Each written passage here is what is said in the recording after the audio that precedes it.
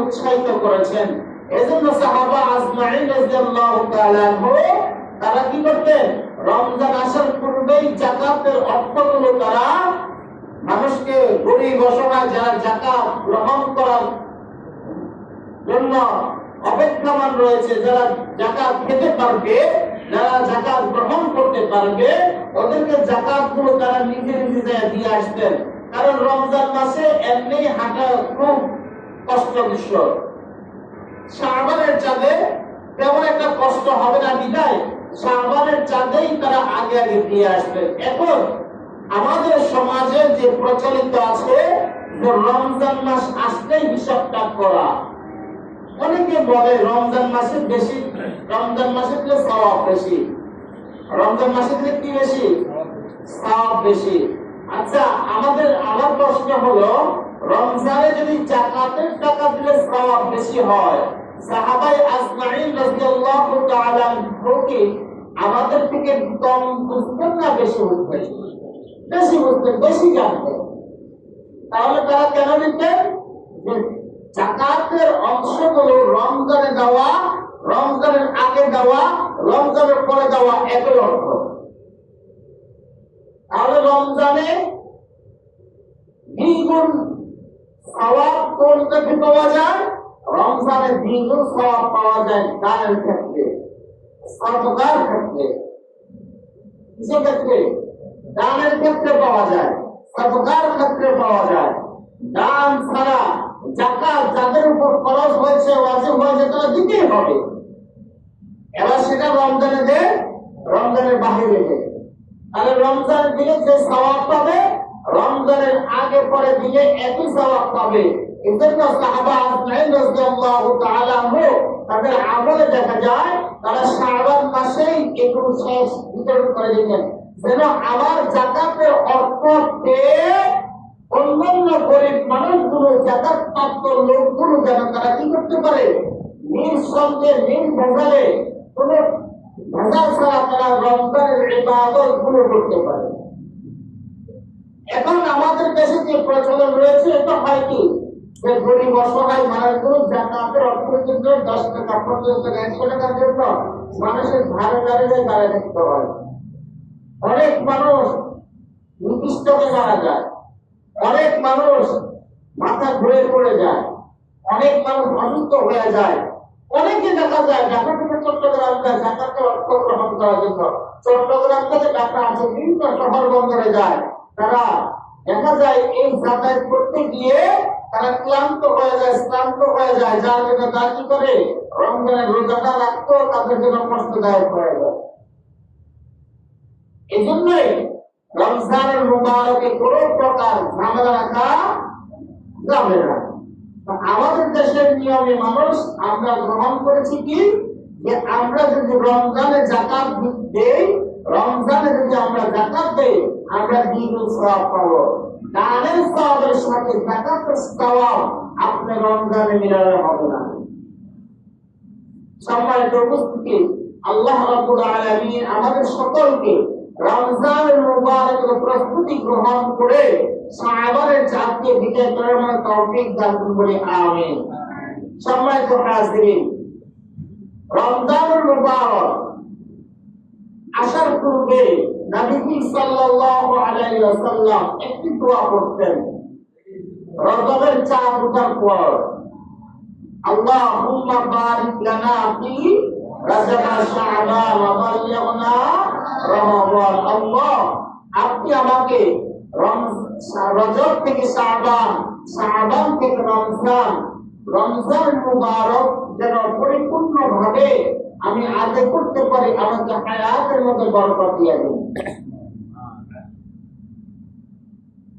আল্লাহ রাব্বুল আলামিন হাবিব মুহাম্মদ রাসূলুল্লাহ সাল্লাল্লাহু আলাইহি ওয়াসাল্লাম বেশি করে এই দোয়াটি করতেন। সাহাবায়ে কেরামদেরকে দোয়াটি পড়ার জন্য উৎসাহিত করতেন।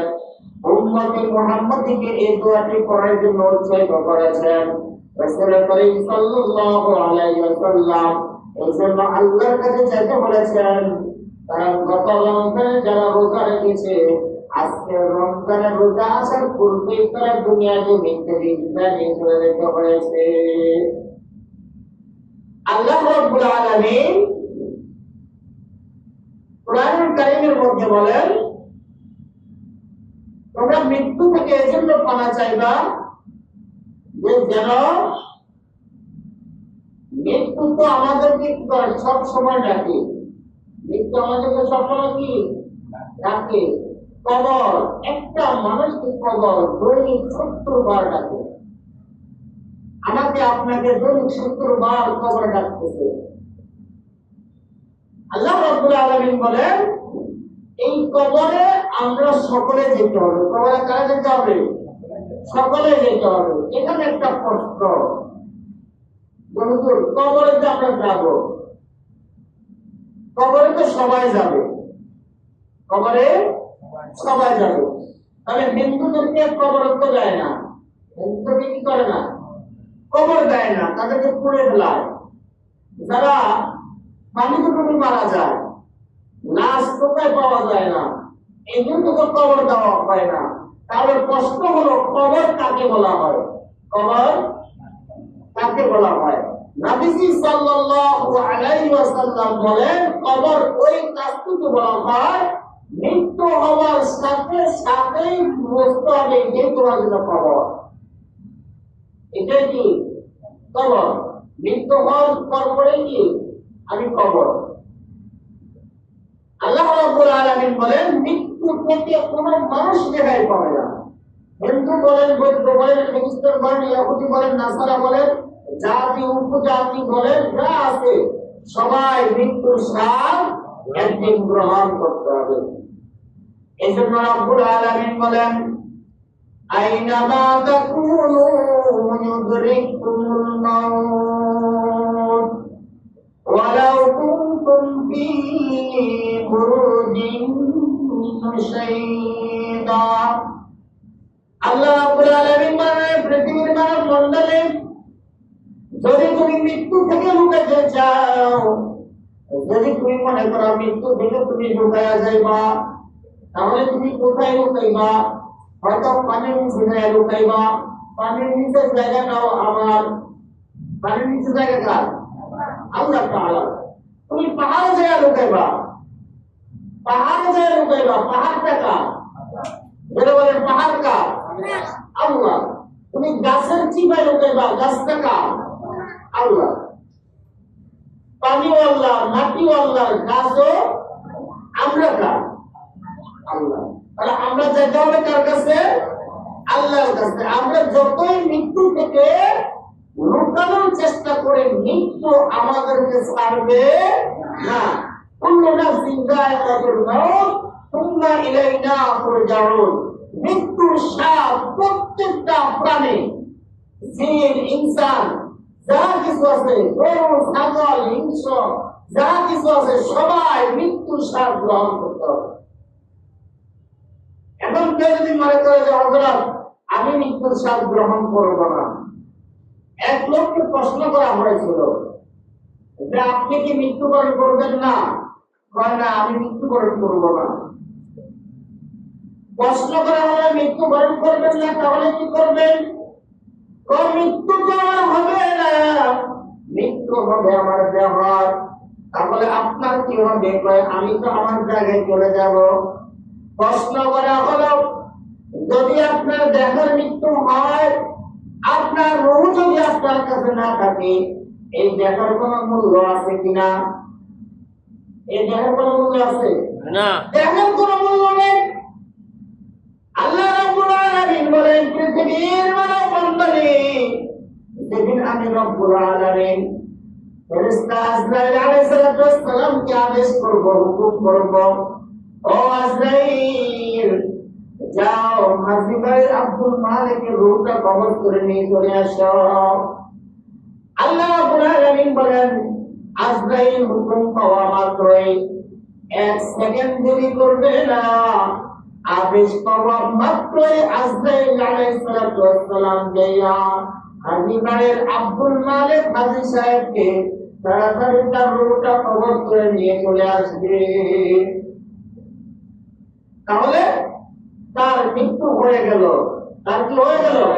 মৃত্যু হয়ে গেল, দেহ কবরে যাবে। প্রশ্ন হলো, কবরে কি দেহকে প্রশ্ন করা হবে নাকি আপনার রূহকে প্রশ্ন করা হবে? এগুলি খেয়াল করেন, আবার দিয়ে খেয়াল করেন, কারণ আলোচনা আপনাদের কথা একটা আলোচনা দিকে চলে যাবে। মৃত্যু কি দেহর হচ্ছে না রূহের হচ্ছে? রূহের মৃত্যু হচ্ছে, দেহ মৃত্যু হচ্ছে। কারণ রূহটা যখন আপনার দেহ থেকে বের হয়ে যাবে, এই দেহের কোনো মূল্য আছে? দেহের কোনো মূল্য আছে? দেহের কোনো মূল্য নাই। রূহ যদি দেহে না থাকে, এই শরীরের মধ্যে যদি রূহটা না থাকে, এই শরীরের এক মাত্রা পরিমাণ কোনো মূল্য নাই। যারা পরিমাণ শরীরে যদি মূল্য না থাকে, এই রূহটা যখন আসবে আলাইহিস সালাম আবার আপনার রূহটাকে কবজ করে নিয়ে চলে যাবে, তখন টান দিয়ে বের করে নিয়ে যাবে। আল্লাহ হাবিব সাল্লাল্লাহু মুহাম্মদ রাসূলুল্লাহ সাল্লাল্লাহু আলাইহি ওয়াসাল্লাম বলেন, মৃত্যুর কত যন্ত্রণা, মৃত্যুর কত কষ্ট, মৃত্যুর যন্ত্রণা এত কষ্টদায়ক।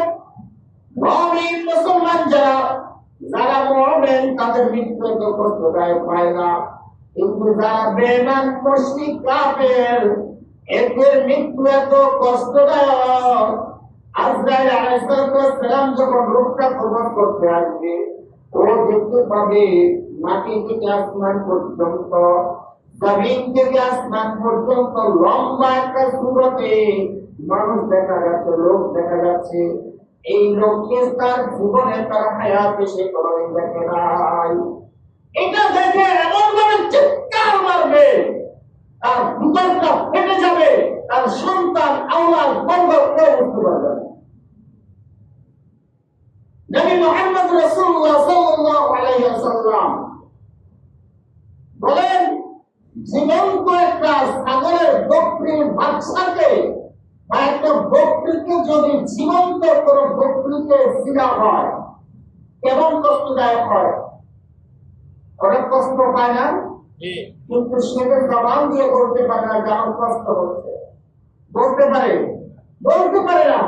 একটা মানুষের রূহটা নেওয়ার সময় এর চাইতে হাজার হাজার গুণ বেশি কষ্ট হয়, কিন্তু সে প্রকাশ করতে পারে না। তখন আজরাইলকে সে দেখতে পায়, আজরাইলকে যখন সে দেখতে পায়, তার চোখ মুখ দিয়া সব বেলা পানি ছেড়ে দেওয়া হয়। কিন্তু আমরা যারা পাশে বসে থাকি, এরা বলি ভাই পড়ো লা ইলাহা ইল্লাল্লাহ, লা ইলাহা ইল্লাল্লাহ, লা ইলাহা, বলে কি বলে না? এই বেটা রূহটা চলে যাচ্ছে, এত কষ্ট হচ্ছে, আর এদিক দিয়া বলতেছে বাবা পড়ো লা ইলাহা ইল্লাল্লাহ। ওই বেটা লা ইলাহা ইল্লাল্লাহ বললে কি হবে? আসলেন তো তার দেখা দিয়েছে। এ সময় ভয়ে তার ভিতর থেকে লা ইলাহা ইল্লাল্লাহর কথা তার ভিতর থেকে বের হচ্ছে না। বের হবে কিভাবে? দুনিয়ার বাহাদুরি, দুনিয়ার মাতাব্বরি, দুনিয়ার পেরেশানি, দুনিয়ার নেতাগিরি, দুনিয়ার নেতাগিরি আজরাইলের সামনে তখন আর টিকবে না। কথা বলেন ঠিক কিনা? আজরাইল যখন সামনে এসে উপস্থিত হবে, জমিন থেকে আসমান পর্যন্ত বিশাল দেহের এই ফেরেশতা আজরাইল যখন সামনে এসে হাজির হবে, তখন আপনার আমার যত নেতাগিরি সব ছিল, যত ক্ষমতাগিরি ছিল, সব কিছু বিলীন করে দিয়ে আজরাইল যখন রূহটা টান দিবে, তখন বলবে ভাই রূহটাকে নিয়ে যাবা, সন্তানটা একটু বলে রাখি, বলবে আপনার হাতে আর এক চুল পরিমাণ, জানলা পরিমাণ সময় আপনার না, জানলা পরিমাণ সময় আপনার নাই। রোটা যখন কবজ করে নিয়ে গেল, এই রোটা নিয়ে যাওয়ার পরে যখন মানুষজনকে নিয়ে কবরের দিকে রওনা হবে, কবরে নিয়ে রাখার পর এই দেহর প্রশ্ন করবে না, রূহটাকে প্রশ্ন করবে। প্রশ্ন কাকে করবে? রূহকে করবে। কবর জগতে রূপটা আপনার দেহের মধ্যে দেওয়া হবে। ওই লোককে প্রশ্ন করা হলো, ভাই যদি আপনার দেহ যদি কবরে যায়, আপনার রূহ যদি কবরে না যায়, তাহলে কবরে আপনার দেহকে কি প্রশ্ন করবে না রূহকে প্রশ্ন করবে? করে আমার রূহকে প্রশ্ন করবে। যদি আপনার রূহকে প্রশ্ন করা হয় দেহের মধ্যে রূহ দিবে, হ্যাঁ দিবে, তারপরে তখন আপনার প্রশ্নের জবাব দিবে কে? তখন আমার প্রশ্নের জবাব দিবে আমার গুরুজি, আমার পীর মুর্শিদ কেবলা। এরকম পাগল ছাগল আমাদের বাংলাদেশে আছে কি নাই? আছে, বহু আছে। তো আমি কি বলবো, আমার দেহ মরবে। আরে পাগলা, সবাই তো জানে তুমি মরবা। তোমার নাম কি আব্দুল মালিক, তোমার নাম কি আব্দুল কুদ্দুস, তোমার নাম কি আব্দুল ওয়াহাব, তোমার নাম আব্দুল মুমিন, তোমার নাম আব্দুল সালাম, তোমার নাম আব্দুল সাত্তার। তোমার নাম কোনটা?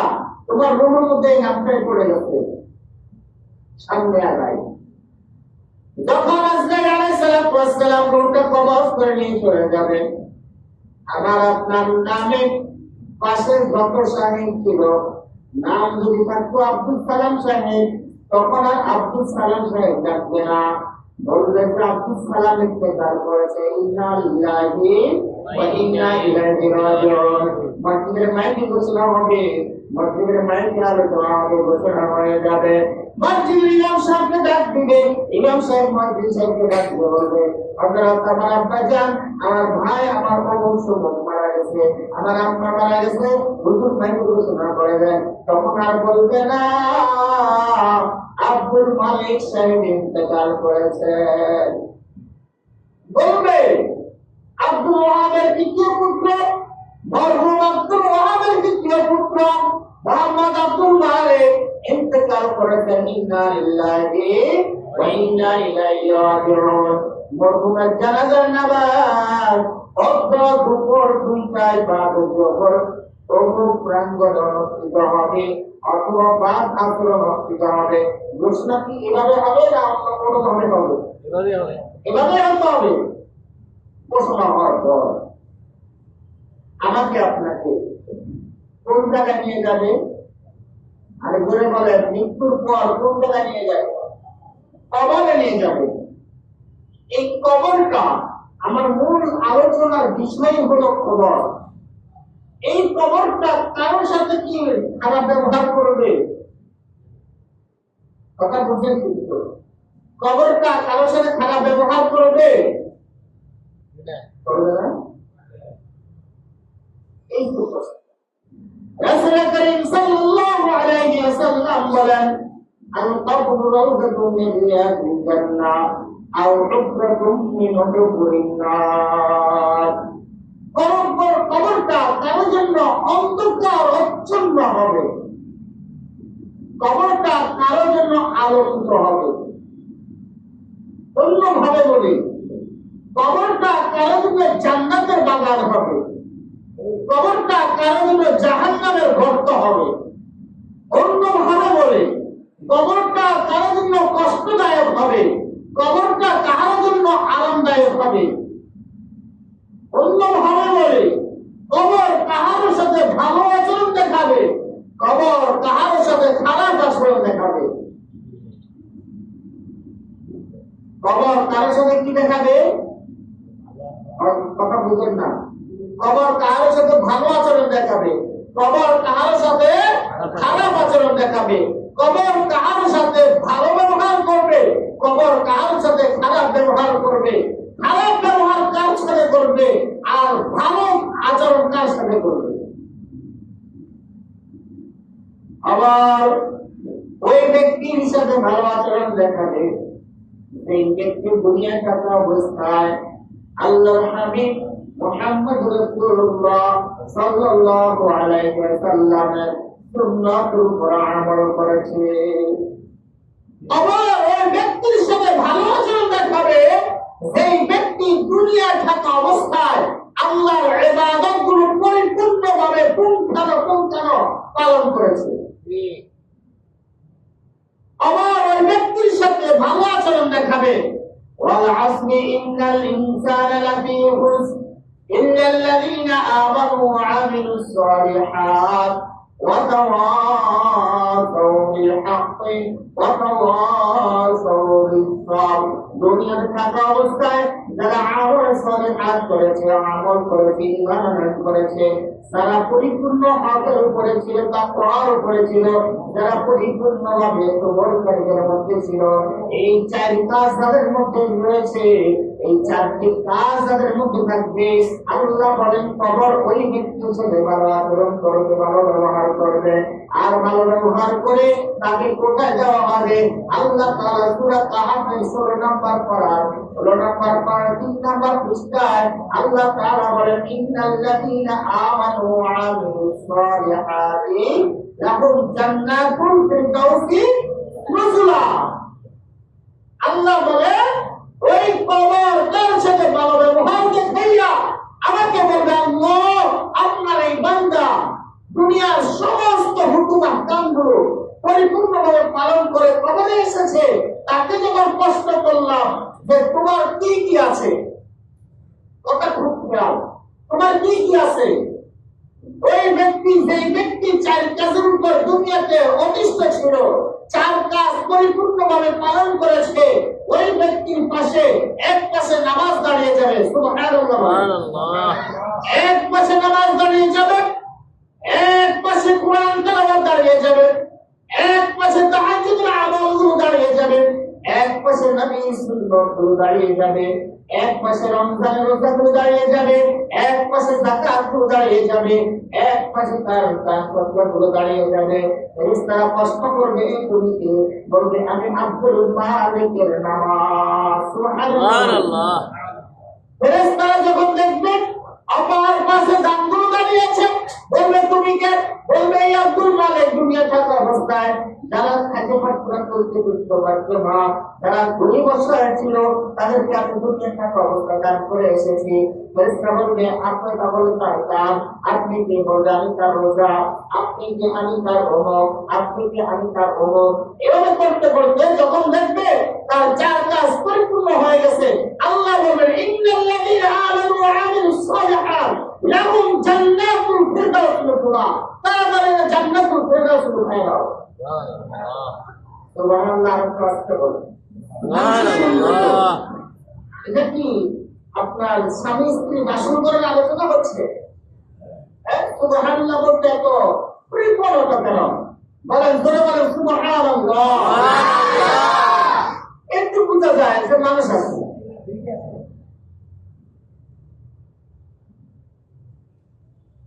আল্লাহ বলেন ফেরেশতারা তাকে অতি দ্রুত জান্নাতের ফেরদাউসের মধ্যে দিয়ে দাও। ওই ব্যক্তিকে ফেরেশতারা জান্নাতের ফেরদাউসের দিকে নিয়ে চলে যাবে। রাস্তায় দেখা হবে আল্লাহ পাক রহমতের ফেরেশতাদের সাথে। ফেরেশতারা জিজ্ঞেস করবে ভাই এই ব্যক্তি কোথায় নিয়ে যাচ্ছেন? এত স্বাগতম জানাইয়া বলবে সালামুন আলাইকুম তিবতুম ফাদখুলুহা খালিদিন সালামুন কাওলাম মির রাব্বির রহিম। আল্লাহর রহমতের আদেশে, আল্লাহর আদেশে এই ব্যক্তিকে জান্নাতুল ফিরদাউসের দিকে নিয়ে যাচ্ছে, তাকে সুস্বাগতম জানাচ্ছে।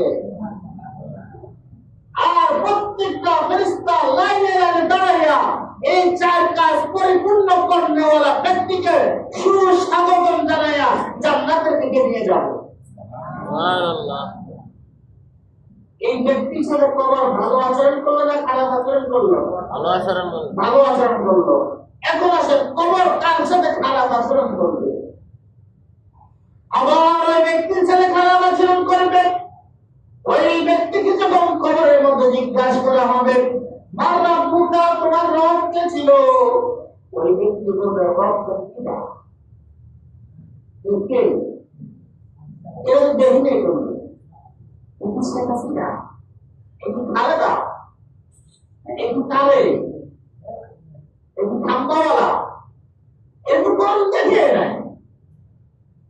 ফেরেশতা দুর্মুখ দিয়া পিড়াইয়া বলবে হে আল্লাহর বান্দা, তুই জালেম ছিলি, তুই দুনিয়া থাকা অবস্থায় আল্লাহর হুকুমগুলি পালন করিস নাই, এখন তুই কবরে আসলি, কি জানতি না যেই আল্লাহ তোকে দুনিয়ায় পাঠাইছে ওই আল্লাহ তোকে আবার দুনিয়া থেকে জান্নাত কবরের মধ্যে নিয়ে আসবে, এই কথা কিন্তু জানতি না? জানতাম তো, জানতাম তো। জানলে তাহলে চিনো না ওকে? না। আল্লাহ রাব্বুল আলামিন সূরা ইয়াসিনের মধ্যে বলেন, আল-ইয়াওমা নাখতিমু আলা আফওয়াহিহিম ওয়া তুকাল্লিমুনা আইদিহিম ওয়া তাশহাদু আরজুলুহুম বিমা কানু ইয়াকসিবুন। আল্লাহ বলেন তখন তার জবানটাকে সিলমোহর করে দেওয়া হবে। কি করে দেওয়া হবে? মুখের মধ্যে প্লাস্টিক বাঁধে করে দেওয়া হবে। লম্বা খাটা সিলিন্ডার, বস্তা সিলিন্ডার শুরু আছে না, মোটা শুকিয়া এমন ভাবে এটাকে আটকায়া দিবে, তখন আর কথাই বলতে পারবে না। তাহলে কথা বলবে কে?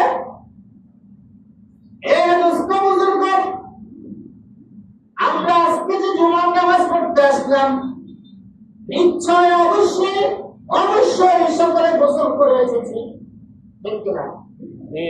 গোসল করছেন না? এই গোসল করার পূর্বে আপনি যখন গোসলখানায় গিয়েছেন, যাওয়ার সময় আপনার একটা কেস আছে, কেস বাটি আছে, ওই বাটির মধ্যে আপনি সাবান নিয়ে গেছেন, কি জানেন? ওই সাবানটার দাম 1000, 700, 800, 500 অথবা সর্বনিম্ন ধরেন 10 টাকার উত্তম একটা সাবান দিয়া আপনি গোসল করছেন, করছেন কিনা? এই গোসলটা করার সময় আপনার এই হাতটাকে আপনি গোসল নেন, কথা বুঝে? এই শরীরটাকে আপনি গোসল নেন। যদি কোনো ময়লা থেকে ময়লা পরিষ্কার করার জন্যই তো, বুঝছেন কি? ধোয়ার পরে শরীরটাকে গামছা দিয়ে মুছে ফেলছেন, যত্ন করছেন কিনা? যত্ন করছেন। এই শরীরটা কার দেওয়া? আল্লাহ দেওয়া। জোরে বলেন আল্লাহ দেওয়া। আরো জোরে বলেন আল্লাহ দেওয়া। এই শরীর কার? আল্লাহ। এই চক্ষু কার? আল্লাহ। আঙ্গুলগুলো কার? আল্লাহ। এই হাত কার? আল্লাহ। পায়ের কাল থেকে মাথার কাল পর্যন্ত সমস্ত কিছু কার দেওয়া? আল্লাহ দেওয়া। আল্লাহর দেওয়া। এই অঙ্গগুলো পতঙ্গগুলোকে পরিষ্কার পরিচ্ছন্ন রাখার জন্য গন্ধ যেন বের না হয়, সুগন্ধি যেন বের হয়, দুর্গন্ধ যেন বের না হয়, দামি সাবান দিয়া এই শরীরটাকে পরিষ্কার করা হয়েছে। এই শরীর তখন জবান খুলবে। যখন আপনার জবান বন্ধ করে দেওয়া হবে, আল-ইয়াওমা নাখতিমু আলা আফওয়াহিহিম ওয়া তুকাল্লিমুনা আইদিহিম ওয়া তাশহাদু আরজুলুহুম বিমা কানু ইয়াকসিবুন। এই শরীর কিয়ামতের ময়দানে এই শরীর কবরের মধ্যে সাক্ষী দিয়ে দাঁড়াবে। আল্লাহ পাঠানো ফেরেশতা, এই লোকটা মিথ্যা কথা বলতেছে। এই লোকটাকে যখন নামাজের জন্য ডাকা হতো, এই লোকটা নামাজের ভার ভাবতো না, নামাজের দিকে চাইতো না। এই লোকটাকে যখন রোজার কথা বলা হতো, এই লোকটাকে বলা হতো আসসাউলি ওয়া আনা আসি বিহি, রমজানের রোজা যদি তুমি রাখো, রমজান সিয়াম সাধনা যদি করো, তাহলে তোমাকে আল্লাহ তাআলা নিজ হাতে পুরস্কার দিবে। এই জালেমটা, এই জাহেলটা, এই মূর্খটা রমজানের রোজাগুলো রাখে নাই। এই পেট আছে কি নেই? পেট নাই এমন বড় মানুষ আছে, কথা বলতে না। পেট নাই এমন বড় মানুষ আছে না। এই পেটের জন্য তো সব, পেটের জন্য সব না। আপনার রমজানের রোজাটা কার জন্য রাখেন নাই? আল্লাহর জন্য রমজানের রোজা রাখেন নাই। বলুন, রমজানের রোজা রাখেন নাই কার জন্য? এই পেটের জন্য, পেটের জন্য, এটার পেটের জন্য রমজানের রোজাগুলো রাখেন নাই।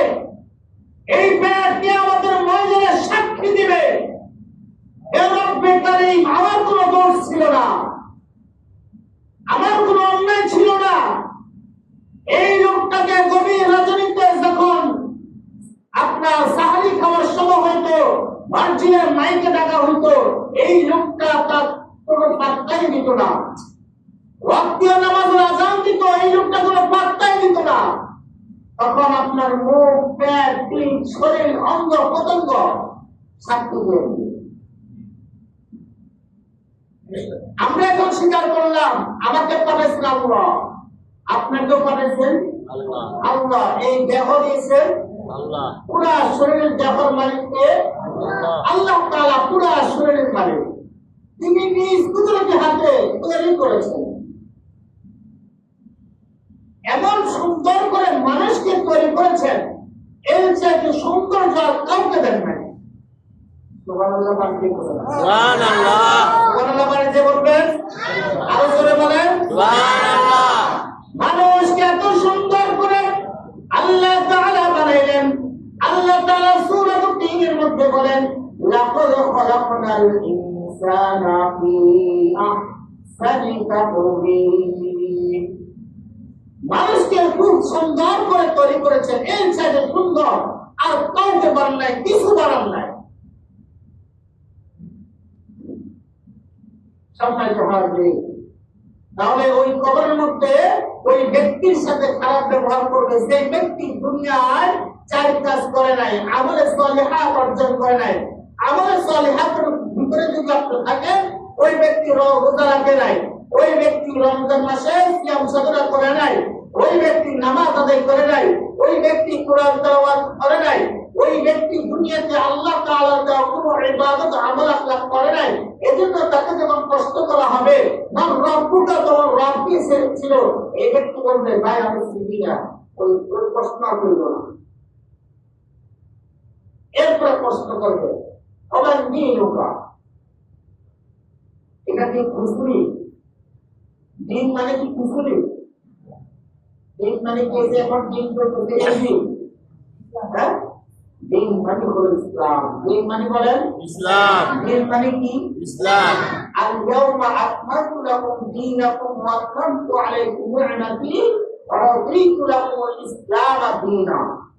আল্লাহ তাআলা এই দিনকে, ইসলামকে পরিপূর্ণ কমপ্লিট করে পাঠিয়েছেন। এই ইসলামটাকে, ইসলামের মধ্যে দিনের প্রশ্ন যখন করবে, আপনি কি ইসলামের মধ্যে ছিলেন? ইসলামকে ছিলেন? কোন ইসলাম? দিন ইসলাম বলেন, দিন ইসলাম। আর কথা বলছিলাম, দিন ইসলামের নাম কি ইসলাম হবে না? হ্যাঁ, সাইফুল ইসলামের নাম কি ইসলাম হবে না? মুমিনুল ইসলামের নাম কি ইসলাম হবে? কোন ইসলাম? যে ইসলামটা দিনটাকে পরিপূর্ণ করে কমপ্লিট করে আল্লাহ তাআলা দুনিয়াতে মানুষের হেদায়েতের জন্য দিয়েছেন। আর যে ইসলামের ছায়ার তলে থাকলেই পরে মানুষ জান্নাতে যেতে পারবে। কোন জান্নাত? জান্নাতুল ফিরদাউস নিবুল্লাহ, ওই জান্নাতে যেতে পারবে। তৃতীয় প্রশ্ন, মান হাযার রাজুল, এই লোকটাকে চিনেন? কোন লোক? বলেন। শেখ হাসিনাকে দেখাবে, খালেদা জিয়াকে দেখাবে না, জিয়া রহমানকে দেখাবে, শেখ মুজিবকে দেখাবে, জোরে বলেন, এরশাদকে দেখাবে, হ্যাঁ, কাউকে দেখাবে? এমন এক ব্যক্তিকে দেখাবে যে ব্যক্তি হলো সারা পৃথিবী, সারা ওয়ার্ল্ডের দু জাহানের বাদশা মুহাম্মদ রাসূলুল্লাহ সাল্লাল্লাহু আলাইহি সবাই বলেন সাল্লাল্লাহু আলাইহি ওয়াসাল্লাম। ওই ব্যক্তির চাইতে খারাপ কোন ব্যক্তি হতে পারে? ওই ব্যক্তির চাইতে অপরাধী কোন ব্যক্তি হতে পারে? সেই ব্যক্তি নবীজির নাম শোনার পরে দরুদ শরীফ পাঠ করে না। ওই ব্যক্তির চাইতে কৃপণতা আর কোন ব্যক্তি হতে পারে? সেই ব্যক্তি নবীর নাম শোনার পরে দরুদ পাঠ করে না। আপনার কি কৃপণ বকরি টাকা চাইছে?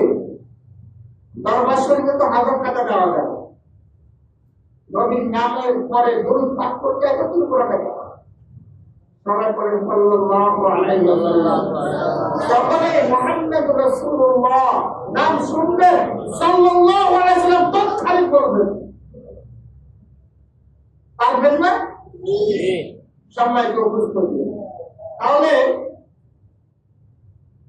দুনিয়াতে আমাদেরকে পাঠাইছেন কে? আল্লাহ। রমজানের রোজা দিয়েছেন কে? আল্লাহ। কবরের ব্যাগে কার কাছে যাওয়া লাগবে? আল্লাহ। নামাজ দিচ্ছেন কে? আল্লাহ। প্রশ্ন করবেন কে? আল্লাহ। ফেরেশতা প্রশ্ন করবে না? আল্লাহর দূত ফেরেশতারা প্রশ্ন করবে, কি করবে? তুমি তুমি নিতে পারলে জান্নাতে যেতে পারবা। আর যদি উত্তর দিতে না পারো তাহলে তোমার সাথে খারাপ আচরণটা করা হবে, ব্যবহার করা হবে। আমি বলেছিলাম কবর কারোর জন্য ভালো আচরণ করবে, কবর কারোর সাথে খারাপ আচরণ করবে। কথা খেয়াল আছে তো? তাহলে ওই ব্যক্তির সাথে কবর ভালো আচরণ করবে যে ব্যক্তির মধ্যে চার কাজ পাওয়া যাবে, ইবাদত পাওয়া যাবে, আমল আখলাক পাওয়া যাবে, সবর পাওয়া যাবে। ওই ব্যক্তি যে ব্যক্তি হক ও তাকওয়ার মধ্যে ছিল ওই ব্যক্তি চার কাজ করার বদলে সে জান্নাতুল ফেরদাউসে যাবে। আর অপরদিকে যে ব্যক্তি চার কাজ করতে পারে নাই, রমজানের রোজা রাখতে পারে নাই, নামাজ পড়তে পারে নাই, তারাবি করতে পারে নাই, সাহারি খাইতে পারে নাই, ইফতার করতে পারে নাই, ওই ব্যক্তিগুলো কোথায়? ওই ব্যক্তিগুলোর সাথে আমার ভালো আচরণ করবে না খারাপ আচরণ করবে?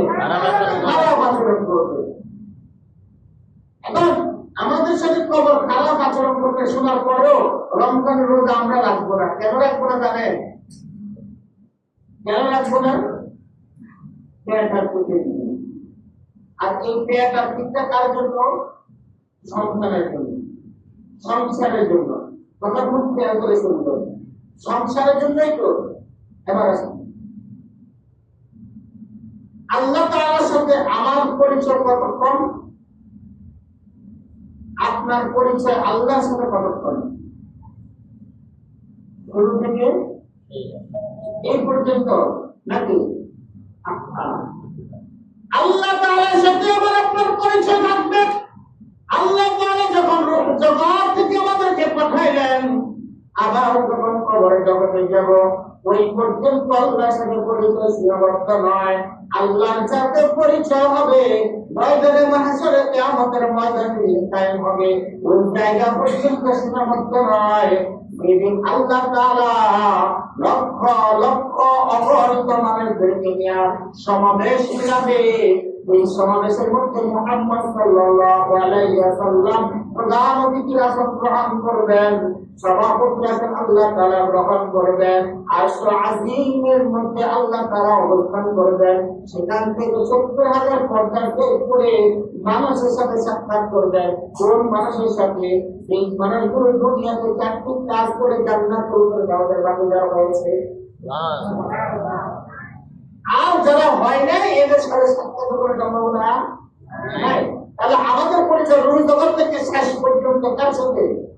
আল্লাহর সাথে রাখতে হবে, থাকতে হবে, এটা রাখতেই হবে। আর আমাদের সংসার, আমার বাবার সাথে আমার পরিচয় কতক্ষণ বলেন? দুনিয়াতে আসার পর থেকে অর্ধ পর্যন্ত। আপনার পরিচয় আপনার বাবার সাথে কতক্ষণ? দুনিয়াতে আসার পর থেকে এই পর্যন্ত, বা কবরে যাওয়ার পর্যন্ত পরিচয় থাকবে। কবরে যাওয়ার পরে আর পরিচয় বলেন? কবরে যাওয়ার পরে আর পরিচয় থাকবে? থাকবে না। আপনার দাদার দাদার দাদার কাছে এদের নাম আপনি জানেন, এদের পরিচয় আপনার কাছে আছে। কিছুদিন পরে তো আমারও সন্তানে তাদেরকে ভুলে যাবে। জিনিসটা এরকম। আমার স্ত্রীর সাথে আমার সম্পর্ক কতদিনের? বিয়ে করতে কতদিন? আপনার স্ত্রীর সাথে সম্পর্ক কতদিনের? বিবাহ করছেন যতদিন, সংসার করেছেন যতদিন, ততদিন হলো তার সাথে সম্পর্ক। কবরে যাবেন, সম্পর্ক শেষ। আমার সন্তানের সাথে আমার সম্পর্ক কতদিন? যতদিন দুনিয়া জমিনে সে আগত হয়েছে, কবরে যাওয়ার অর্ধ পর্যন্ত। আল্লাহ বলে, হে পৃথিবীর মানব মণ্ডলী, তোমার সাথে আমার সম্পর্ক হলো ময়দানে মাহশরে যেদিন সমাবেশের আয়োজন করা হবে, যখন লক্ষ লক্ষ সাহাবা আজমাইন এবং নবী রাসূলদের সামনে যখন তোমরা কিরাত শুনতে থাকবা, যখন তোমরা হামদে বারি তাআলা শুনতে থাকবা, যখন ময়দানে মাহশরে যখন আল্লাহ তাআলা তোমাদের সাথে সাক্ষাৎ দেওয়ার জন্য অপেক্ষমান থাকবে, ওই সময় না, এই সময়ের পরে যখন তোমরা জান্নাতে চলে যাবা, জান্নাতে যাওয়ার পরে তোমাদের মুখে ভালো ভালো খাবার উঠে দেওয়ার দায়িত্ব কার? আল্লাহ তাআলা। ওই সময় আল্লাহর সাথে সম্পর্ক। আর বাপ্পার সাথে সম্পর্ক শেষ মৃত্যুর পরে। বলে হুজুরি আবার কেমনে বলে? বাপে আমার জন্ম দিয়েছি, কবরে দিয়েছি, 40 করে 3 করে 41 করে 47 দিন করে, এরপরে বাৎসরিক করে মৃত্যু বার্ষিকী পালন করে, আর আমরা এখন আমরা কি কাজে আমার বাপ দাদের সম্পর্ক কবরে দেওয়ার করেছে, এই আমার কেমন কথা করে প্রশ্ন থাকে না? প্রশ্ন করবে আল্লাহ তাআলা সূরা আবাসার মধ্যে ইরশাদ করলেন, يوم يفر المرء من أخيه وأمه وأبيه يوم يفر المرء من أخيه কিয়ামতের ময়দানে যখন আমার আব্বা বিচারের কাঠ করা যাবে, কোন জায়গায় যাবে বলেন? বা আপনি যখন বিচারের কাঠ করা যাবেন, আপনার মাত্র একটা নেকি দরকার। কয় নেকি? আরে জোরে বলেন, কয় নেকি দরকার? এক নেকি। এই যে দেখেন, সন্তান ছেলে মেয়ে সংসার করে রমজানের রোজাটা বাদ দিলেন, নামাজ পড়েন না, দেখেন না কি বলে, ইয়াউমা ইয়াফিরুল মারউ মিন আখিহি, একটা মাত্র নেকি দরকার। সন্তান বলবে, বাবা বলবে, আল্লাহ আমার সন্তান আছে, কে? সাইদুল ইসলাম, আমার সন্তান, এর দুনিয়াতে পড়ালেখা করাইছি, কোটি টাকা দিয়েছি আল্লাহ, এদের এমন কোন অভাব রাখি নাই, 4 তলা বিল্ডিং দিয়েছি, 7 তলা বাড়ি দিয়েছি, সচিবালয়ে চাকরি দিয়েছি, প্রধানমন্ত্রী বানাই দিয়েছি, নেতার নেতৃত্ব দেওয়ার জন্য রেখেছি। আল্লাহ একটু যদি সময় দেন, তাহলে আমি আমার ছেলেকে বুঝাইয়া একটা নেকি নিয়ে আসি। আল্লাহ তাহলে কি জান্নাতে যেতে পারবো? হ্যাঁ, তাহলে জান্নাতে যেতে পারবো। আল্লাহর বান্দা সেখান থেকে দৌড়াতে চলে আসবে, সন্তানকে দেখা যাবে যে ওইখানে দেখা যায়, সন্তানকে দেখা বলবে, ইরে আব্বা কেমন আছিস? তুই আমার চিনিস না, আমি তোর বাবা, আমি তোর বাবা সুলাইমান, আমি তোর বাবা আব্দুল্লাহ আলাইহি বাবা। তুই না আমার সন্তান মেজু ছেলে সাইফুল ইসলাম, তুই না আমার মেজু ছেলে আব্দুল রাজ্জাক, তুই না আমার মেজু ছেলে ওমর। এটা কি এখন আমরা মিসকিন না জানতো? আপনাকে আমি চিনি না, আপনি জানেন আপনি কাকে ছেলে বলে রাখতেছেন? স্বামী তার স্ত্রীর কাছে যাবে, স্ত্রী বলবে আমার দুনিয়াতে কোনো বিবাহ হয় নাই, আপনি কার স্ত্রী রাখতেছেন, কারা বলে রাখতেছেন? আরে ভাই আমার তো না, ইয়াউমা ইয়াফিরুল মারউ মিন আখিহি, আয়াতের ব্যাখ্যায় এই সন্তান কিয়ামতের ময়দানে পরিচয় দিবে না, স্বামী তার স্ত্রীর পরিচয় দিবে না, স্ত্রী তার স্বামীর পরিচয় দিবে না। যে স্ত্রী নিয়ে 60 বছর বন সংসার করলাম, একই বিছানায় কাটাইলাম, যে স্ত্রী সন্তানের জন্য পায়ের তালু থেকে মাথার তালু পর্যন্ত বিসর্জন দিয়ে দিলাম, এই স্ত্রী সন্তান কিয়ামতের ময়দানে আমার মতো লোককে একটা নেকি দিবে না। কার জন্য আপনি রোজা বাদ দিলেন? কার জন্য আপনি নামাজ বাদ দিলেন? কার জন্য কোরআন তেলাওয়াত বাদ দিলেন? একটু আফসোস করে। অতএব কারণে সময় খুব শেষ করে গেছে। আল্লাহ তাআলা তৌফিক দান করেন, আগামী দিনে আলোচনা করব ইনশাআল্লাহ। ইয়াউমা ইয়াফিরুল মারউ মিন আখিহি পর্যন্ত আলোচনা করলাম। আল্লাহ তাআলা তৌফিক দিলে আগামী জুমা ইনশাআল্লাহ যারা সুযোগ করে